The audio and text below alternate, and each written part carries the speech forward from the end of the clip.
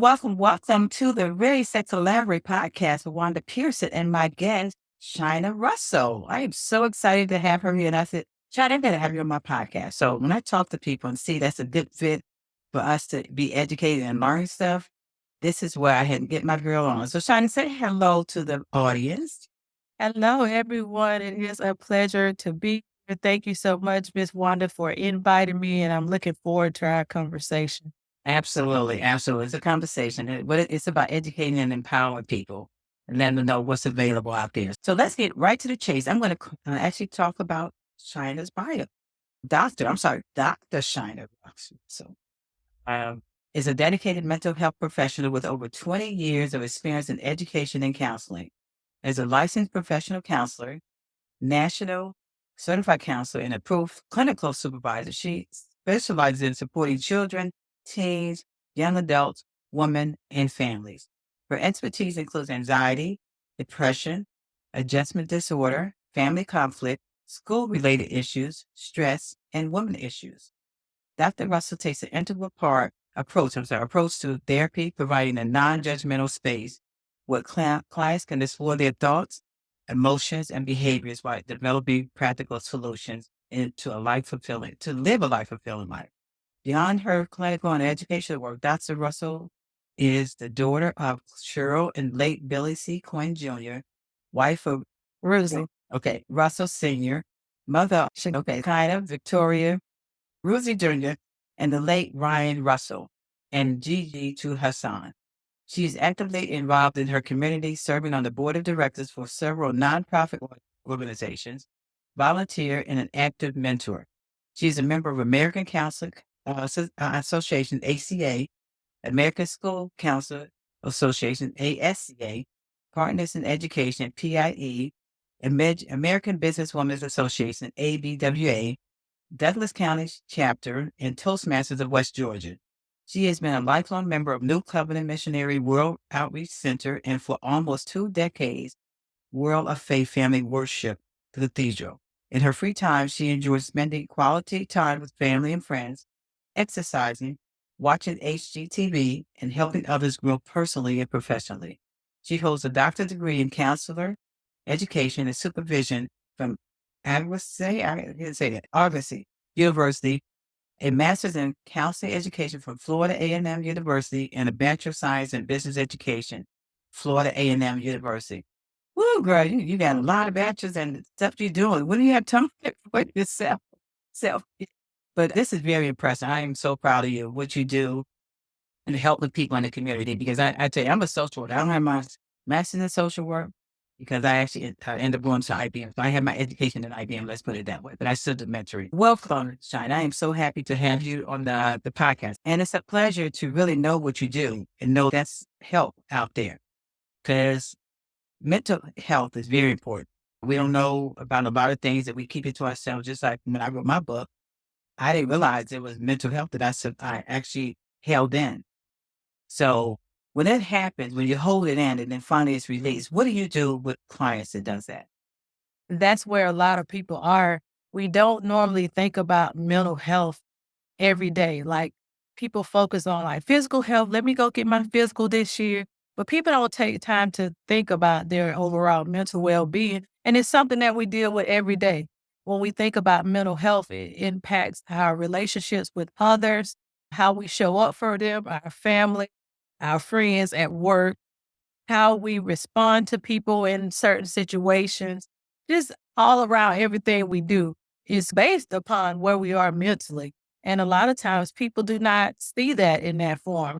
I know there's a negative stigma related to mental health, and sometimes people think mental health, you're going to be in a psych ward and things of that nature. And that's not it. That's like the extreme. And when I think about how I even chose mental health, I chose school counseling first because I had that negative stigma. Like I didn't want to work in a mental hospital with people who were having those extremes. But stuff happens before it even gets to that point. And how can we prevent that? So that is something that I want to continue to educate people on to make sure that they're aware because there's little things that can lead up to those big breakdowns and things that you didn't even know you were struggling with. And it started Just a little thing. Oh, I'm tired today, or I'm a little irritable and moody. And then it turns into something bigger later. Absolutely. You explained it well. Then I'm actually going to ask you to tell us about the journey in becoming a mental health professional and why. And I remember writing my book. I wrote it, but I did not know. So my daughters actually told me, Mommy, you need to go see a therapist. What I need to see a therapist for? I don't need to see a therapist. And that's the stigma that we as African Americans have as we grow up, that we don't need to see anybody. But actually, that helped me to be able to complete my book and write, even though it was hard because I pushed so much down inside my soul that I did not realize that was affecting me as far as my mental health as well. So thank you for saying that. So what inspires you to become a mental health coach or therapist? For me, I got pushed into the mental health side. Like I said, when I was in my master's program, they had two tracks. So it was a school counseling or the clinical mental health. I chose school. My undergrad was in business education. Then I can work with the students in school settings. So let me go into school counseling. And when I was pursuing my doctorate degree, I had a professor, and thank God that he did. He pushed me and said, "You know a lot about school. We want you to get some experience because you never know where you're going to end up." And so he encouraged me to go to clinical mental health. And I ended up in an agency where I met a lot of great people, someone who is still my mentor today after all these years. But they introduced me and let me see different aspects of mental health. So it wasn't that I was working in like a psych ward or anything of that nature. So I got to experience it. And that's how I ended up on this side. I didn't get licensed as a mental health counselor until 2019, but I was a school counselor since 2004. So I basically, the training is the same, except the clinical experience was different. So I have been in the industry for a really long time, but focusing on the clinical side now is where I am. And being in the school setting, seeing a lot of things that come with children and families, and you're limited on what type of support you can provide to them because their main goal there is for education. So you're not really addressing those other concerns.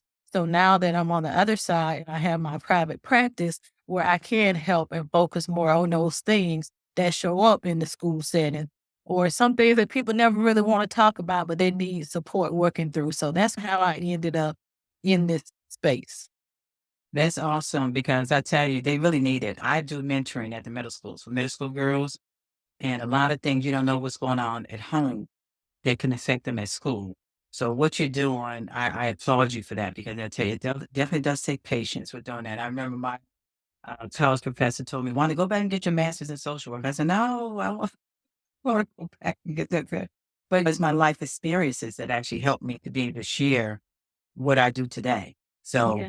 I am so proud of you. So what's the biggest lessons you learned in your journey? The biggest lessons I learned is more, and if you want to keep it aligned to like mental health, a lot of times people are suffering in silence.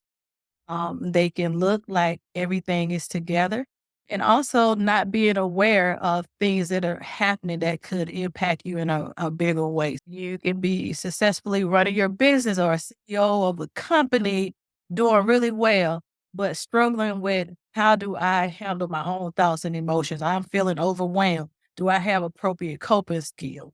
I'm having challenges in my family, conflict with my husband or my children.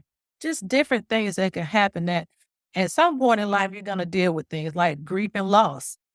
Everybody is gonna experience that at some point. What are we doing with those things? And are we so in tune or we try to be so busy that we don't experience the loss and grief and then it shows up in other areas as well. So that's where I am on that. A- And that is so true because we're going through like I just lost a niece about 3 weeks ago. She's only 38 years old. And that's what I was talking to my Sorry brother. to That hear was that. really hard, the grief. And then my brother died last year, and we're still grieving that.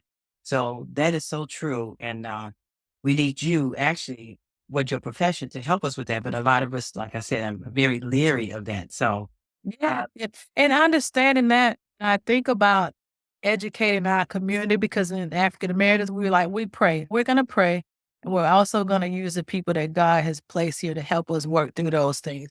And I think that was a big wake up call for me too, because I'm a woman of faith, and I lost my dad in 2019 to cancer, And before that, a great friend who introduced me to my husband, and he was young, not even 40 years old, and married 4 kids and passed away from cancer. So that was like a big shocker for us thinking, okay, why did God allow this to happen? But even being able to experience the grief and also understanding the grieving process, because okay, I'm a therapist. I know the grieving process, I know the 5 stages, but to actually work through those things and also knowing that it's not a time frame around when you're going to experience those things. It can be a cycle. You can go back, but to ignore it and pretend that it's not something that's happened to you, that's where we fall into a lot of trouble.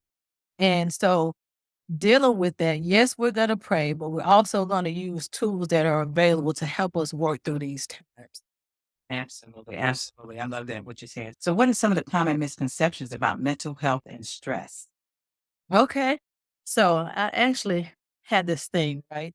One of the things is that therapy is only for people with serious mental illness. And that's what we talked about at first. But the truth is, therapy is for everyone. It can help us with stress, relationships, life transitions, and even personal growth. So it's not just about a diagnosis of a mental illness, it's about how are we dealing with life on a day to day basis. Another one that I want to share since you asked that question, that mental health issues are a sign of weakness. And that does not mean that you are a weak person. Actually, it takes strength to reach out for help. And again, it goes back to showing that, okay, I cannot do this alone. Let me use my tools and resources to help me work through it. And it takes a lot for people to do that. Something else is children and teens don't experience mental health issues. And with that, when we think about it, children start to have issues. They can have issues early on. Family going through a divorce, if they lost someone, if they have to move, if something happens that they don't understand, who's talking to them, they're learning how to deal with life issues early on. And sometimes we just think they're kids and they're not being impacted by these things when they really are. So again, children and teenagers, they are experiencing them. They got a lot of stressors that we didn't have when I was growing up with social media and the influence and how they're feeling about themselves. So all of those things impact the children and teens as well. It's And another myth, I'm gonna share this last one. oh no. Okay. And this is if I just think positive, my mental health issues will go away. And I'm all for positive thinking, right? But look, I want to be positive. I want to see the glass full instead of half empty and those things. But sometimes we have to deal with that. And it could be that we are experiencing like a chemical imbalance. That could be it. But it could be we're just overworked or overloaded with responsibilities and haven't taken the time to evaluate those things that are causing stress. When people seek therapy, you can take time to explore what are the sources that's causing this so you will know how to fix it. You might not know how to fix it, but you can gain tools to help you to work through that process. That is so true. Not just for children, it's for adults, anybody that are going through that. So, what are some of the warning signs of mental health struggles? When I think of warning signs, and you guys can pay attention to your family and friends, but even within yourself. But one of the first things that I notice is that people begin to loss of interest in activities. Sometimes they start to isolate themselves. They are tired, or they're either not sleeping enough or they're sleeping too much. Again, irritable moods. I don't know why I'm feeling like this. I'm really angry, not able to control like temper or behaviors. Those are some of the signs that come to mind immediately for me when I think about, okay, let's do a mental check. What's going on? What's going on here? And that makes sense. So, how do you, especially like a teenager, how do you get them to open up to you doing the therapy? Because that's hard for my grandson. I don't want to go to therapy. How do you get them to open up to you, Yeah. Yeah. to express? And it's like any relationship, you have to build trust. So I'm used to working with teenagers. I know that doesn't come natural, but at the end of the day, everybody wants to be heard. They have something that they want to say, and maybe they don't know how to communicate those things. So building a trusting relationship is one of the things that we as therapists do so that our clients can open up to us and talk. And sometimes it happens right away. Sometimes you have to put the work in to get them to open up. Absolutely. I agree with that because I'm a nana, grandmother, and I have 6 grandchildren. Like I used to tell my daughters, either you want me to tell you the truth or you want me to lie to you. I'm going to tell you the truth anyway. So just pulling it out of them makes a big difference. It's somebody that they can trust. It's really about trust that you're not going to hurt them or you're not going to put them down. That makes a big difference in actually getting that trust to start the process. Is that right? Yes, yes, yes. Okay, that's great. At least I said right. You got it. You got it. So, what are simple ways to manage daily stress? Okay. I hear it all the time, like from your medical professions, but exercising, healthy eating. And I also think that having like a social life, like where you're not all business and no play, those type of things. So having balance, doing things that fill your cup, especially if you have a high stress job or a lot of stress in your family, finding something that you can pour back into yourself is really important as well. When I think about ways to manage it, therapy, making a commitment that I'm going to go talk to somebody about whatever it is that I'm dealing with, that can be a way for you to address stress. There are plenty like resources and things that people can read. I always just say, let's pull back the onion and see what's the source or the root cause of this stress and seeing how you can adjust some of those things. And that's just my take on the starters to it. No, it makes sense about self care, about Mhm. taking care of yourself. But some people don't know about self care. I remember when I used to work corporate, the IBM, that's a stressful job because I'm dealing with sales, I'm dealing with making my numbers, I'm dealing with I'm in the finance part too. That's something that actually we forget about taking care of ourselves. Even like sleep, it affects your sleep as well.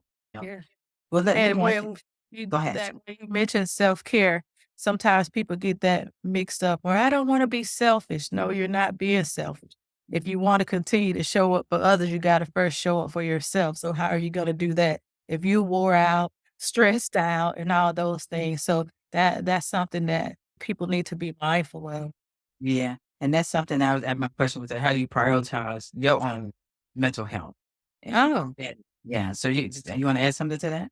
no, even for me, trying to exercise, being intentional about the things that, like I said, that fill my cup. I'm a spiritual person, so prayer, and attending church, spending time with my family and friends, exercising. And right now, I don't watch a whole lot of TV, but when I do HGTV, that was my thing. I'm No, just relaxed, looking at these beautiful homes and what ideas that I have.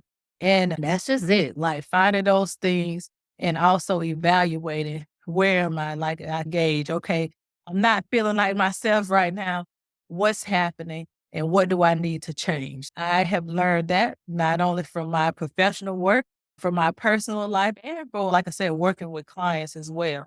that's a good one. It really does make a difference. So one final thought, and then we're gonna talk about your book too. One piece of advice for someone feeling overwhelmed, what would you Okay. offer? And I know you do consulting and can coaching as well. Okay. So when people are feeling overwhelmed, first of all, like I said, taking time to evaluate the root causes and the sources. And when people are really busy, sometimes they don't even know they're overwhelmed until they get to call like backed into a corner. And then you have no choice but to pay attention, like I am overwhelmed now. But before you even get to that, identifying like what are some things that will lead you to that place and what can you put in place to prevent those things from happening. Absolutely, absolutely, and that's good. So I was gonna ask you to recommend any books, but let's recommend your book. What is Yeah, I don't have a book yet, not yet, still working on that. no, you gotta get your But book out. yes, but I thought about several things that I use, and I went to a conference, and this one, it's an app, but it's like whole life thing, and that has been something that I plug into as a therapist to find because so many things happen with so many people, and I may not have experienced it, but maybe my client has. But this is called Heart and Health. And they have tons of information. This is not the only thing that I listen to, but this is one of the best resources that I have found that has a variety of areas that people can tune into. And they do have like podcasts or discussions and things. You can go back and watch the recordings if you're not able to attend those live things. But they have a lot of medical professionals and people in the field that share on those types of platforms. I advertise my business on Therapy for Black Girls, but they have a podcast that people can go to and listen. It's a lot of information out there too. And like I said, when we think about therapy in people's lives, it's a vast of things that could be happening. Yeah. And what I would say too is do your research. Also, seek the help if you need it. It's not a bad thing if you need help. I know therapy, it is a confidential thing. Nobody's going out sharing your deep, dark secrets and the things that you're dealing with. And we're here to support. I know I have my private practice beginning a new counseling, but there are therapists and we're here to serve. So we know that there's a great need to support those who want to address their mental health. And even if you haven't really thought about it, just do a check in like you do with your health physician. Let me just go talk to somebody and see where I am. And that's just what I would say. Yeah. And I would recommend that they're going to see you. So, Yes, for sure. Yes, yes. so give us your contact and share with the audience your contact information, how they can get in touch with you. Okay. So you can visit our website at beginninganewcounseling.com or you can call us at 404-538-0683. And we'll be glad to assist you with any of your mental health needs. That's awesome. So can you give us into this, can you give us a short success story? A short success story? Sure, sure. Let's see, because I have a lot of, but I'll use a success story of myself. Just where you have accomplished a lot of things in life, but then you also experience challenges, but making sure that you're putting yourself first. I have a personal therapist too, and that doesn't mean I'm crazy. If people have that stigma, I just want to be able to show up and be my best self in every area of my life. So again, evaluating what's happening and what tools or resources I need to put in place so I can be the best version of myself and that's what we do. That's awesome. So give us your contact information again and tell us the name of that book or podcast that you say. Okay. That podcast, like I said, it's an app. It's called Heart and Health, and they have a variety of resources on. And what was your other question? Yep, repeat your how they can get in touch with you again. Okay. So you can reach us at beginninganewcounseling.com or you can give us a call at 404-538-0683. That's great. And I actually just downloaded the app that you just. Okay. So Good yeah, deal. the Good Heart deal. and Health Medical is what it's called. I think that's what it is, right? Yes. Okay. Yes. And you'll see a little harder on it with different things. So make sure you download that app, audience. But thank you, Shaina, for being on my podcast. I truly appreciate it. And it's a very informative audience. Make sure and like I said, we used to think about therapy or counseling as, oh, I'm not crazy. It's not about that. It's really making sure you're taking care of yourself. It's about self care. So, Shaina, thank you so much for being on my Welcome. You're podcast. welcome. Thank you for inviting me. Oh, absolutely. So, audience, make sure you download or listen to Ready, Set, Collaborate. It is on every podcast platform as well as on YouTube. And we have some great guests, such as Shaina, to be able to listen to because I'm about educating and empowering people. And this is 2025. It's time to begin a new start for your life and how you can go on. Make sure you listen, follow, and share this podcast. Thank you, Shaina. Appreciate it. You're welcome.